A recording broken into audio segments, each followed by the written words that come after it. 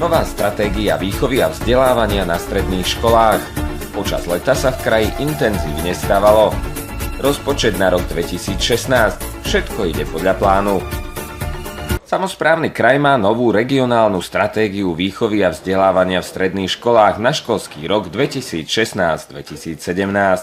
Zohľadňuje počet žiakov, počet škôl a tiež potreby trhu práce a demografický vývoj. Záver je jasný. Na území PSK je potrebné racionalizovať sieť stredných škôl. Táto stratégia nám dáva priestor uvažovať nielen nad tým, kde aká škola by sa redukovala, alebo zlučovala, alebo zatvárala, ale dáva nám priestor uvažovať to, čo je zaujímavejšie a čo je dôležitejšie o reprofilizácii. Uvažovať o tom, aké odbory otvárať, ktoré by boli zaujímavejšie. Veľmi ťažko sa však bude otvárať nejaký odbor alebo nejaká škola, ak živíte sieť, ktorá je o 20% väčšia, ako je reálna potreba. Tento školský rok sa v Prešovskom kraji otvorilo 87 tried viacej, ako je reálna potreba. To znamená, že sme vytvorili ako keby 2500 virtuálnych stoličiek. Podľa poslancov je táto téma veľmi citlivou záležitosťou a je potrebné k nej pristupovať podľa vývoja v jednotlivých okresoch kraja. V okrese Levoča je naozaj stav trochu iný ako v iných okresoch. Do Levočského okresu prichádzajú žiaci aj z iných okresov, nielen Prešovského samosprávneho kraja, ale z veľkej časti práve z Košického samosprávneho kraja. Pod slovom racionalizácia netreba chápať len znižovanie, ale pozrieť sa na tú štruktúru škôl, na tú sieť škôl z hľadiska toho, čo potrebujeme vzdelávať. Veľmi často sa argumentuje, o takúto školu je veľký záujem. To ste videli napríklad aj na prípade poslancov za Levoču.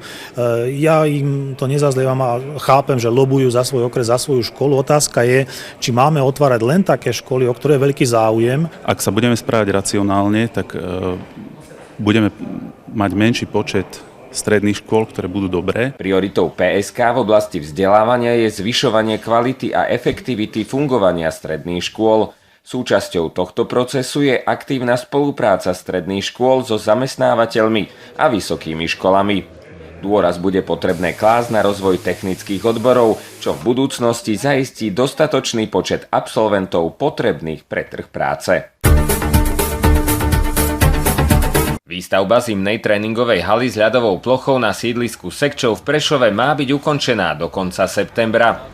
Oceľová konštrukcia je už postavená, pracuje sa na opláštení haly a následne na vnútornom vybavení PSK arény. Realizujeme strechu, kanalizácie dažďové, splaškové, realizujeme v pozadí, môžete tiež vidieť energokanál, do ktorého už začíname pomaly navážať technológiu. Stavba ide v podstate podľa plánu. K tomu sme samozrejme, že riešili už aj ďalšie veci a keď ste si všimli, boli sme sa pozrieť aj na šatne, ktoré sú v budove školy. Tieto priestory boli vôbec nevyužité, tak budú využívané pre túto zimnú halu. Máme teraz zrejme jediný takéto dobré podmienky na Slovensku. Strecha oceľovej konštrukcie je zo špeciálneho akustického plechu, ktorý bude tlmiť hluk z haly a zachová doterajší komfort obyvateľov priľahlých ulíc. Aréna by mala spojené škole na ulici Ľudmily Podjavorinskej tiež pomôcť zvýšiť energetickú efektívnosť objektu. Stará školská kotolňa bude prestavaná a na vykurovanie bude využívať aj teplo, ktoré vznikne pri výrobe ľadu. Krajskí poslanci na tento účel vyčlenili takmer 200 000 eur. Celkovo ide o rekonštrukciu starej pôvodnej kotolne. Ak ste mohli vidieť, že tam sú všetko už zastaralé stroje, tak tie sa vymenia a sa prispôsobia na dnešnú technológiu. Alebo sú vlastne aj úspornejšie. Termín dokončenia hrubej stavby je koncom septembra. V októbri sa bude pracovať už iba v interiéri haly. Hokejová aréna je združenou investíciou Prešovského samosprávneho kraja, spoločnosti Kenex a štátu v celkovej výške 1,6 milióna eur. PSK Aréna bude slúžiť najmä hokejovej mládeži. Svoje miesto si tam nájdu i krasokorčuliari, rýchlokorčuliari a verejnosť. Modernizácia priestorov Podtatranského múzea v Poprade finišuje.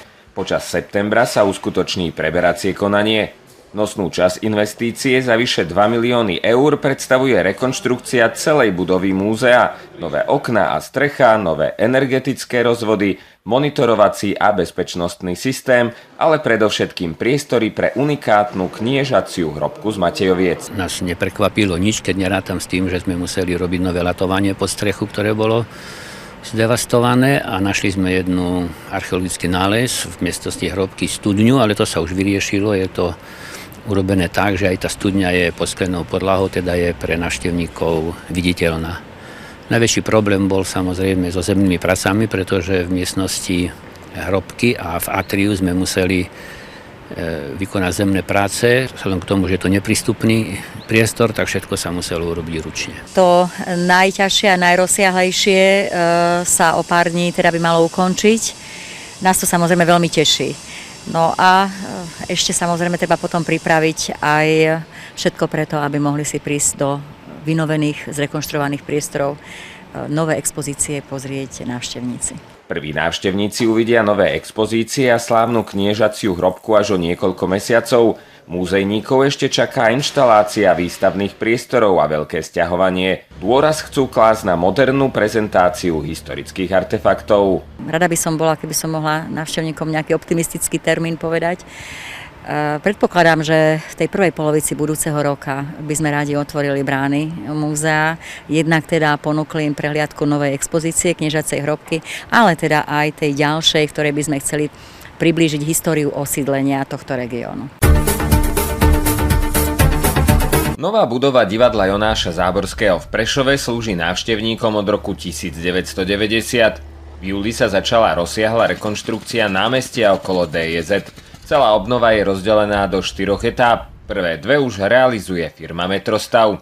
Dôvodom rekonštrukcie priľahlých priestorov divadla bola zničená dlažba a vážené statické problémy podzemného parkoviska. Počas leta sa uskutočnil na stavbe kontrolný deň. Momentálne realizujeme prvú a druhú etapu, to znamená rekonštrukcia nástupného plata so schodami pred hlavným vstupom divadla a potom chodník a odstavnú plochu, nákladku od ulice Grešovej. Rozpočet predpokladá investíciu vo výške skoro 1 000 000 eur. Tieto dve časti tvoria zhruba, čo sa týka ceny 2/3 nákladov. Ja som zatiaľ podľa toho, čo som videl a počul, veľmi spokojný.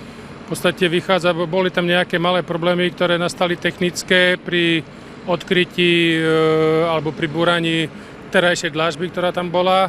Tieto problémy sa už v podstate vyriešili, takže technicky všetko pokračuje ďalej, tu nás sa pracuje a ja pevne verím, že sa nejakým spôsobom dodrží aj termín, čiže 30. september tohto roku. Rekonštrukcia má byť ukončená do konca septembra, kedy sa začne aj nová divadelná sezóna. Ovplyvnia práce pre divadlom aj návštevníkov? Snažili sme sa sezónu začať tak, aby sme k ročinnosti realizovali v historickej budove. Máme túto možnosť privítať našich divákov zodpovedne aj na doskách historickej budovy.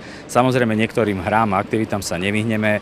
Sú situované viac menej do obdobia konca septembra, tak veríme, že už ten hlavný vstup bude v takom stave, že nám stavbári umožnia prístup. Cieľom obnovy je vytvoriť komplexný, funkčný a architektonicky zjednotený priestor v okolí divadla Jonáša Záborského. Celkový náklad na rekonštrukciu podľa projektovej dokumentácie predstavuje sumu takmer 1 000 000 eur.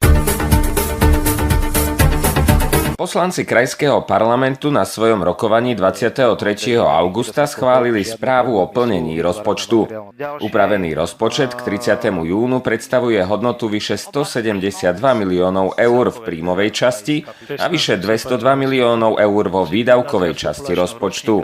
Môžeme konštatovať priaznivý vývoj v príjmovej časti. Môžete to sledovať jednak v rámci Slovenskej republiky pri plnení štátneho rozpočtu, tým pádom, že my sme financovaní ako samosprávne kraje z podielovej dane z príjmov fyzických osôb, ktorá je priaznivo vyberaná v rámci územia republiky. Aj naše príjmy sa od toho odvíjajú a sú vlastne plnené zhruba viac ako na 55%. Že príjmová časť je v poriadku, výdavková časť musím konštatovať, že taktiež. Celý poslanecký zbor je spokojný s vývojom rozpočtu Prešovského samosprávneho kraja v tomto roku.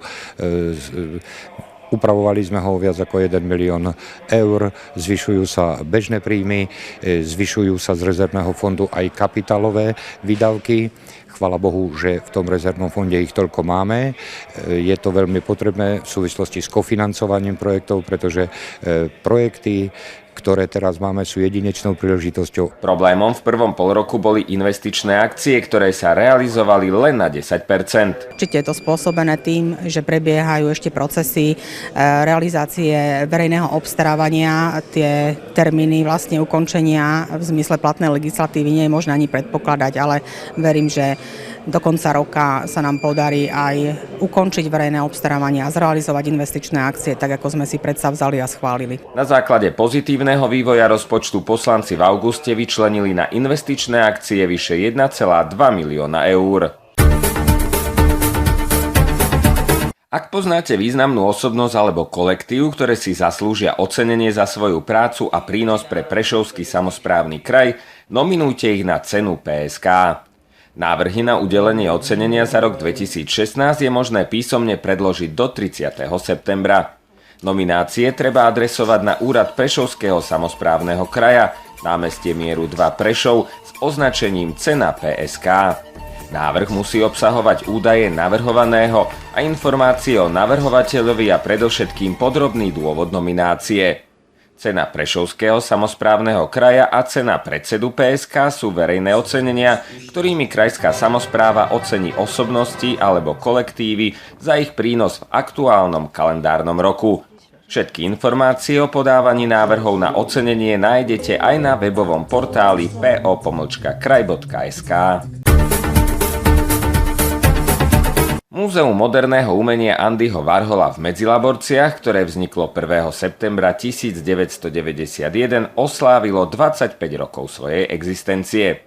Táto špecifická inštitúcia múzejno-galérijného typu sa zaoberá predovšetkým aktuálnymi tendenciami súčasného umenia a hlavne životom a dielom Andyho Warhola. Múzeum v Medzilaborciach sa prezentuje 3 stálymi expozíciami. Ide o diela Andyho Warhola, expozíciu o pôvode umelca a tiež expozíciu Paula a Jamesa Warholovcov. Tu chodia ľudia kvôli menu Andy Warhol za osobnosťou Andyho Warhola. Tento rok máme venovaný 25. výročiu a tieto expozície, ktoré pravidelne obmieniame, máme tematicky upravené tak, že začali sme kalendárny rok ľuďmi, ktorí sa osobne stretli s Andym Warholom, tou Ultraviolet, a končiť tento rok budeme nejakou takou víziou, ktorá bude pre múzeum určená.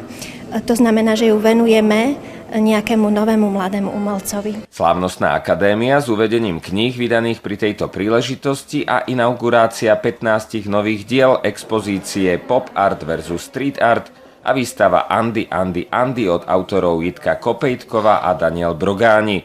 To boli hlavné body oslav významného medzníka múzea. Pred múzeom sa konal Fest Classic Rock Band a predstavilo sa vranovské Chotuľové divadlo.